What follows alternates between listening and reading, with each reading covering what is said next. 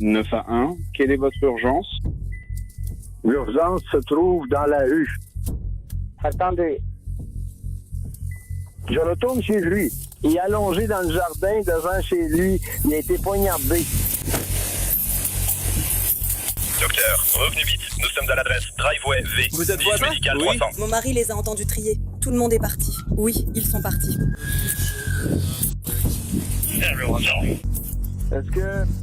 Est-ce qu'il y a quelqu'un d'autre dans la maison? Non, la porte est grande ouverte. Avec qui vit-il ici? Il vit seul à ma connaissance. Il vit ici. Oui. Qui vous a poignardé? Qui t'a poignardé, mec? Ta copine? Ta copine?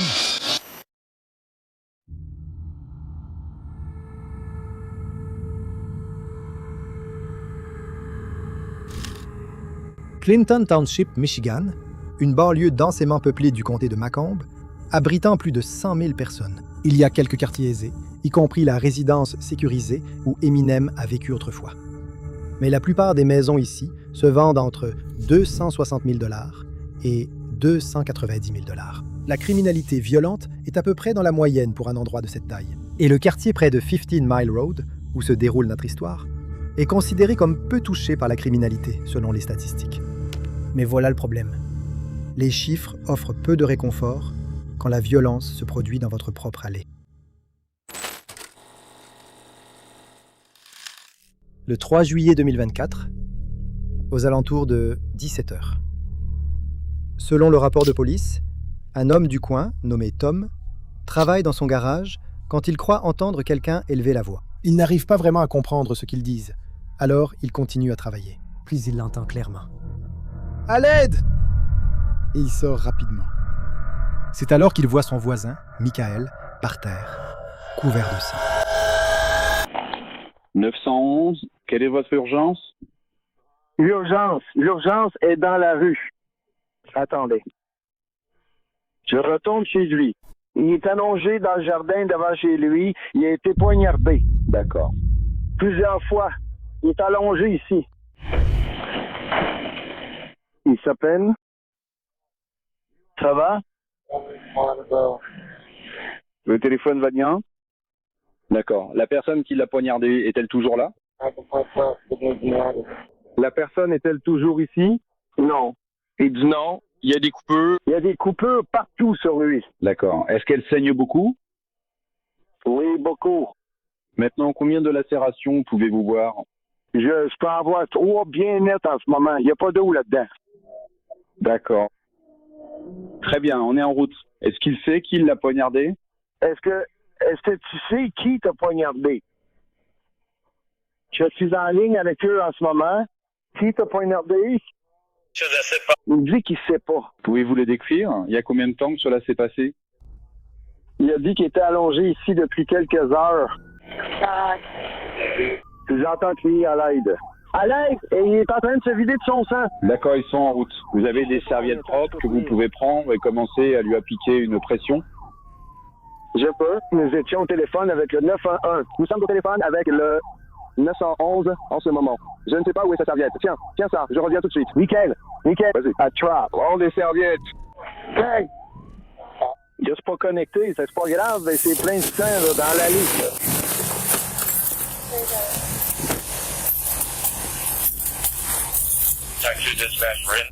Vous êtes voisin? Oui. Mon mari médicale les a 300. entendus crier. Rappeur. S.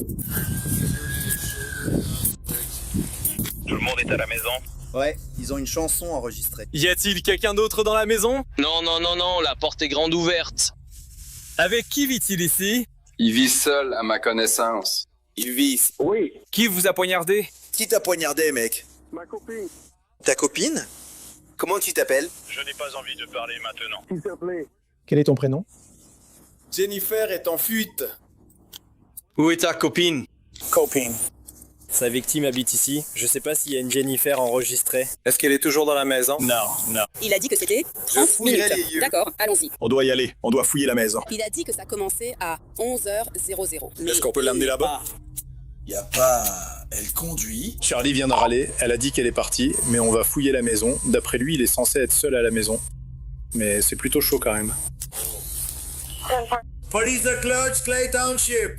Jennifer, si tu es là-dedans, Les mêmes sors les mains en l'air. Sur cette chaîne, nous parlons de crime, d'enquête et de justice. Pourtant, une menace reste rarement à la une des journaux. Les informations personnelles qui sont collectées et vendues à votre sujet en ligne. Si je vous disais que votre adresse, votre email, votre numéro de téléphone et même des informations sur votre famille sont achetées et vendues en ligne sans que vous le sachiez. Chaque jour, des courtiers en données et des sites web publics collectent, publient et vendent des informations personnelles. Cela peut entraîner du spam, des arnaques, le vol d'identité et peuvent compromettre votre vie privée. C'est pourquoi j'aime Incogni. Saisissez votre email et Incogni détecte automatiquement où vos données sont exposées, puis envoie des demandes de suppression pour vous. Le tableau de bord de l'application vous fournit des rapports détaillés indiquant exactement où vos données ont été supprimées et, avec l'abonnement illimité, vous pouvez aller encore plus loin. Collez simplement le lien d'un site exposant vos informations personnelles. Et les experts d'Incogni en protection de la vie privée s'occuperont du reste. La mise en route ne prend que quelques minutes. Et après une autorisation ponctuelle, Incogni fait le plus gros du travail pour vous. Reprenez dès aujourd'hui le contrôle de votre vie privée. Utilisez mon code spécial pour bénéficier 60% de réduction sur tout abonnement annuel Incogni, avec en plus une garantie de remboursement de 30 jours. Scannez le code QR ou cliquez sur le lien ci-dessous pour commencer à supprimer vos informations personnelles d'Internet. Ils ne peuvent pas vous nuire s'ils ne vous trouvent. Pendant que les ambulanciers sont encore en route, les agents de patrouille se séparent. Une équipe fouille la maison. Leur première priorité est de s'assurer que personne d'autre ne se trouve à l'intérieur de la résidence. Pas de victimes supplémentaires et aucun suspect encore sur les lieux. Les autres restent avec Michael, exerçant une pression sur ses blessures, essayant de comprendre exactement ce qui s'est passé. En même temps, un autre officier recueille les déclarations des témoins.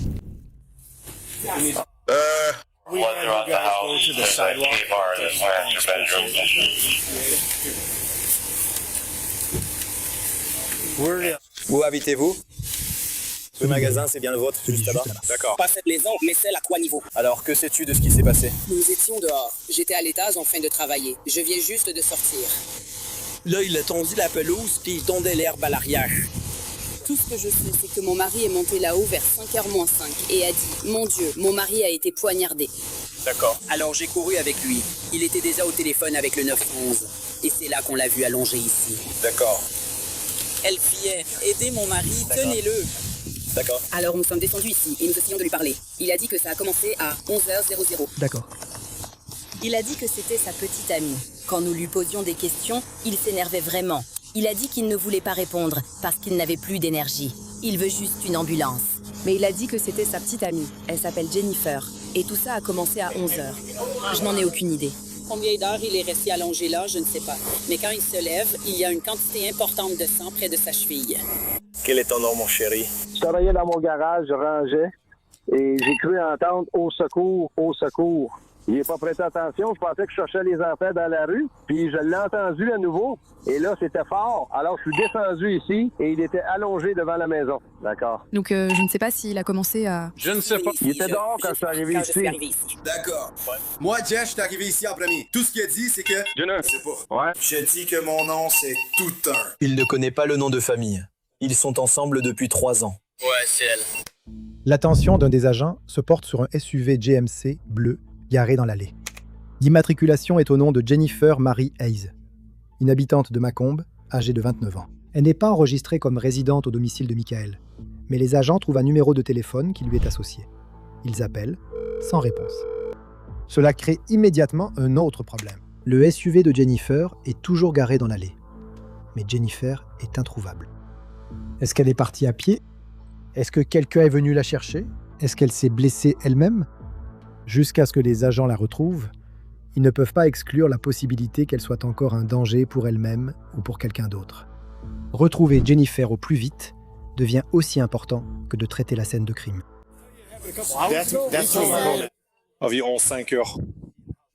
Ouais, j'ai compris, nous avons... C'est bon de ce côté-là. Tu t'en occupes? Oui, c'est bon. Alors, elle a cette partie qui fait mal, là. D'accord. Je peux l'entendre maintenant, tu peux les entendre maintenant. Voyons ce qu'on a ici. À quelle distance? Je ne sais pas. Vous avez vu quelque chose à l'intérieur? Oui, il y en a partout. Il y a un couteau dans la chambre principale. D'accord. Un grand couteau K-bar. Bar, je n'ai vu aucune autre arme en cause. Donc la maison est sécurisée? Oui. Claire? Une fois la maison déclarée sécurisée, les agents continuent de recueillir des informations. En attendant l'arrivée de l'ambulance, certains commencent à se demander s'ils ne devraient pas simplement charger Michael et le conduire eux-mêmes à l'hôpital. Je ne sais pas, je n'ai pas... Le drone... L'hôpital, les gars! Quelqu'un a une serviette? Qu'est-ce qu'on fait? Où sommes-nous? Il pense qu'il doit jeter Salmon à l'arrière de la voiture du patrouille. La remorque est coincée, c'est 1. Super bas. Quoi? EKNS. Vous pensez qu'il doit y aller maintenant? Comme une voiture? Ils sont arrêtés par le train, ils arrivent bientôt. S'ils ont plus de 5 minutes, oui, je dirais qu'on veut les faire partir. C'est bon, la parole Je est veux à dire, toi. Je les prends parce qu'ils sont coincés dans les embouteillages. Ils parlent, ils sont au nord des voies, et ils sont bloqués par un train. D'accord, très bien. À qui est la voiture? La mienne, ici? Je vais sortir la mienne, hey, on va devoir dire. Et juste au moment où un des agents prépare son véhicule pour faire exactement cela, l'ambulance arrive. Essaye de prendre ta photo. Toi. Ouais, d'accord. Il doit y aller. Il est... Peut-être que tu veux. Peut-être que tu veux reculer le camion ou quoi que ce soit dans l'allée pour qu'on puisse te faire tourner tout de suite. Ouais, on peut sortir la civière. Vous êtes au courant pour le TXA, n'est-ce pas? Pendant que les ambulanciers s'occupent de Michael, ils discutent rapidement pour savoir s'il est éligible à quelque chose appelé TXA, l'acide tranexamique. C'est un médicament qui aide à contrôler les saignements mettant la vie en danger, en empêchant le corps de décomposer les caillots qui se sont déjà formés. Ouais, tu vas avoir un soutien pour l'âme, pas ça. Non, les 3 heures suivant la blessure. Donc, si on connaît l'heure de la blessure, dans les 3 heures, 11h00, 12h00. Voilà, c'est la période. D'accord, peu importe, je m'en fiche. Qu'est-ce qu'il a dit? Je ne vois pas comment tu arrives à 6 heures. Les ambulanciers constatent de multiples blessures profondes par arme blanche sur tout le corps, y compris à l'intérieur de la cuisse droite et une autre dangereusement proche du cou. Michael avait perdu beaucoup de sang. Il est pâle. Ses lèvres sont bleues. Il le transporte d'urgence à l'hôpital McLaren-Macomb et il se retrouve en soins intensifs. À ce stade, tout ce que les policiers savent, c'est ce que Michael leur a dit.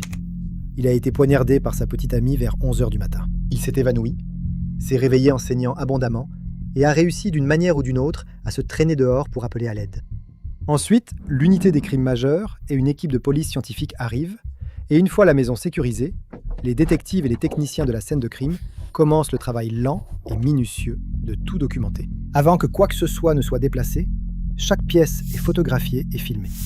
Les motifs de taches de sang, les empreintes digitales, les indices biologiques, les armes potentielles. Le but ici n'est pas seulement de collecter des preuves, c'est de figer la maison dans le temps, de préserver exactement l'état dans lequel elle se trouvait au moment où les agents sont entrés. Et alors qu'ils suivent la trace de sang à travers la maison, une histoire commence à émerger. Près de la porte d'entrée, ils trouvent des serviettes complètement imbibées.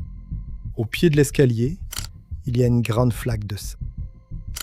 La trace continue à l'étage, dans la chambre principale, où les enquêteurs récupèrent un couteau d'office Tomodachi, portant des traces apparentes de sang des deux côtés de la lame. À proximité, il y a d'autres signes de lutte.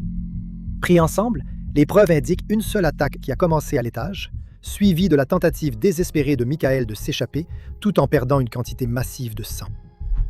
En bas, les détectives retrouvent un sac noir à motifs floraux, rempli de vêtements de femmes et de quelques sous-vêtements à proximité, également tachés de sang. Chaque objet est photographié, emballé et envoyé pour des analyses médico-légales. Alors qu'ils poursuivent leurs recherches pour retrouver Jennifer, le porte-à-porte dans le quartier ne donne rien. Personne ne l'a vu, personne ne l'a entendu. Mais ils parviennent à joindre son frère, et c'est là que l'enquête prend un tournant.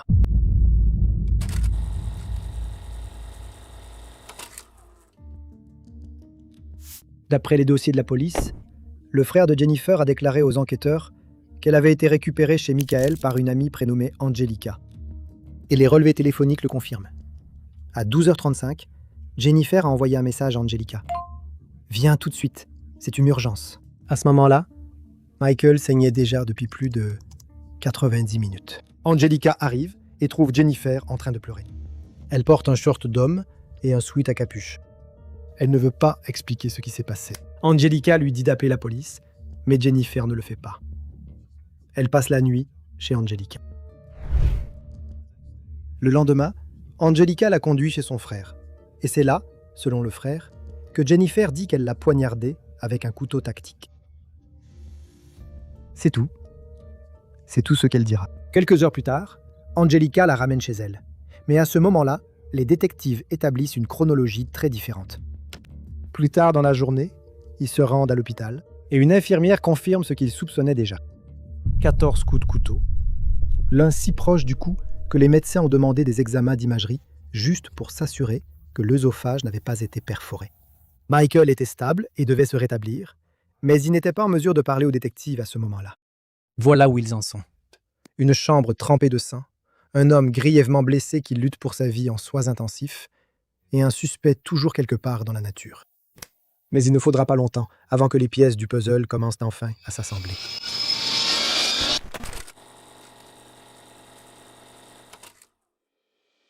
Quelques jours seulement après l'attaque, alors que les détectives se rendaient à l'hôpital pour parler avec Michael, ils ont reçu une information importante. Jennifer s'était rendue à la police. Elle a engagé un avocat et a invoqué son droit de garder le silence. Ce faisant, elle s'est assurée que la seule personne qui sait vraiment pourquoi ces 14 blessures ont été infligées n'aurait pas à les expliquer. Par conséquent, leur rencontre avec Michael serait leur première véritable occasion de comprendre ce qui s'est passé à l'intérieur de cette maison. Michael leur raconte que lui et Jennifer se sont rencontrés sur Tinder. Au début, c'était une relation sans engagement, puis c'est devenu sérieux. Finalement, elle a emménagé chez lui. Ils étaient ensemble depuis environ 2 ans et demi, et il a décrit leur relation comme normale, sans dispute récente, sans querelle qui s'envenimait. Rien, dit-il, qui pourrait expliquer tout cela. Jennifer travaillait dans un café local, mais elle ne gagnait pas beaucoup d'argent. Et Michael a admis que l'argent était un problème. Il a dit qu'elle avait une formation en soins infirmiers et qu'elle avait travaillé comme préparatrice en pharmacie. Il soupçonnait qu'elle pouvait avoir un compte OnlyFans, même s'il n'en était pas sûr. Ses collègues ont ensuite confirmé qu'elle en avait bien un. Ils ont également remarqué autre chose. Ils ne connaissaient pas son vrai nom. Ils ne la connaissaient que sous le nom de Rain. Les amis de Jennifer ont confirmé cela. Ils ont également dit qu'elle se plaignait que Michael exerçait une violence psychologique. Aucun n'a signalé de violence physique, mais une amie a dit qu'environ 1 mois avant l'agression au couteau, Jennifer lui avait confié qu'elle voulait que Michael meure. Une autre a dit que Jennifer était récemment bouleversée à cause de quelque chose qu'elle avait vu sur un téléphone. Le rapport de police ne précise pas à qui appartenait le téléphone, ni ce qu'elle a vu. Ensuite, Michael leur a raconté la nuit du 2 juillet. Mais avant qu'il ne donne aux détectives sa version des faits, les agents de patrouille avaient déjà commencé à reconstituer les faits de base sur les lieux. Leurs informations étaient limitées, mais un détail est devenu clair presque immédiatement. Elle l'a fait. Oui. Ils ont un couteau, elle est debout, elle a une adresse. Macomb. Cela a peut-être eu lieu à 11h aujourd'hui. Il a un cabaret dans la chambre principale. Michael s'est rappelé que la nuit de l'agression au couteau, il est rentré chez lui après son travail, en tant que superviseur dans une entreprise agroalimentaire. Jennifer était sur le canapé. Ils ont regardé la télé. Tout semblait normal. Ils ont mis The Strangers Chapter 2, un film d'horreur violent, et sont restés éveillés tard. Vers 1h30 du matin, ils sont allés se coucher. La prochaine chose dont il se souvient, c'est la douleur. Michael a dit qu'il a été soudainement réveillé par 2 vives douleurs, comme des coups de couteau, dans sa jambe. Il a ouvert les yeux et a vu Jennifer le poignarder à plusieurs reprises en hurlant. Il a dit qu'il n'avait jamais vu ce regard dans ses yeux auparavant. Il a essayé de se défendre, mais elle le maintenait coincé sous la couverture, l'empêchant de tomber du lit. Il a dit qu'il avait vu 2 couteaux, un rose, un bleu. Il a crié. « Qu'est-ce que tu me fais ?» Jennifer s'est tournée vers lui et a dit « Je ne sais pas ce qui s'est passé. C'était un cauchemar. » Cette déclaration a soulevé l'une des questions clés de l'enquête. Si Jennifer croyait vraiment vivre une sorte de cauchemar ou un épisode involontaire, les enquêteurs avaient besoin de preuves pour étayer cela. Si ce n'était pas le cas, les preuves matérielles finiraient par les orienter ailleurs. Leur travail n'était pas de choisir une théorie. Leur travail était de confronter chaque explication aux preuves. Ensuite, selon Michael, Jennifer est restée figée un instant avant d'aller chercher des serviettes. Il lui a dit d'appeler le 911. Il a dit qu'il l'a vu prendre un téléphone et passer un appel. Il l'a entendu dire Nous avons besoin d'aide. Mon petit ami est blessé. » Suivi de leur adresse. Il dit qu'elle lui a dit que de l'aide était en route. Michael était allongé là, dans le lit, s'attendant à entendre des sirènes, mais personne n'est jamais venu. Il ne trouvait pas son téléphone. Et finalement, il a perdu connaissance. À ce moment-là, les agents savaient que le SUV de Jennifer était toujours garé dans l'allée. Mais Jennifer elle-même avait disparu. Si elle avait emporté le téléphone de Michael avec elle, localiser ce téléphone pourrait aussi les mener directement à... Il a dit qu'il pense qu'elle a peut-être pris son téléphone. Hey. Hey. Hey. Je peux m'occuper d'identification et monter dans le camion en premier. Hey, de quoi tu as besoin? Désolé, je ne suis pas du service médical, mais si tu peux lui demander qui est son opérateur téléphonique, elle pourrait l'avoir. Tu es chez quel opérateur? Où est ton portable, Je ne sais pas. Metro PCS. Metro PCS. Essaie de penser à quelque chose, disons, une maison avec elle. Je me demande si Je me demande si cette voiture fonctionne. Finalement, le téléphone de Michael a été localisé exactement sur la scène du crime. Il était là tout le temps, caché dans la chambre principale, sous les draps. Alors les détectives se sont penchés sur l'affaire. Ils ont fouillé les journaux d'appel de Michael. Ils ont récupéré les relevés téléphoniques de Jennifer. Ils ont même contacté les centres de répartition locaux pour vérifier si un appel d'urgence avait été passé. Mais il n'y avait aucune trace d'un appel au 911 mené à terme. Aucun répartiteur n'a signalé avoir reçu un appel concernant une agression au couteau depuis l'un ou l'autre des téléphones pendant la période décrite par Michael. Il avait été laissé pour mort. Lorsque Michael a repris connaissance, il s'est rendu compte qu'il était grièvement blessé. Les sirènes que Jennifer avait dit entendre arriver ne sont jamais arrivées. Perdant beaucoup de sang, il savait que s'il voulait survivre, il devrait se tirer d'affaire seul. Il a rampé dans le couloir avant de perdre connaissance à nouveau. Lorsqu'il s'est réveillé, il a continué à avancer. Après avoir finalement atteint l'entrée, il a poussé la contre-porte, s'est effondré dehors et a crié « À l'aide !» jusqu'à ce que son voisin n'entende. Jennifer a été placée à la prison du comté de Macomb et la caution a été fixée à 50 000 $ en espèces ou par caution. Les procureurs ont retenu un seul chef d'accusation d'agression avec intention de tuer. Selon la loi du Michigan, cette accusation est passible d'une peine de prison à vie. Elle a plaidé non coupable et il reviendrait à un jury de décider de son sort.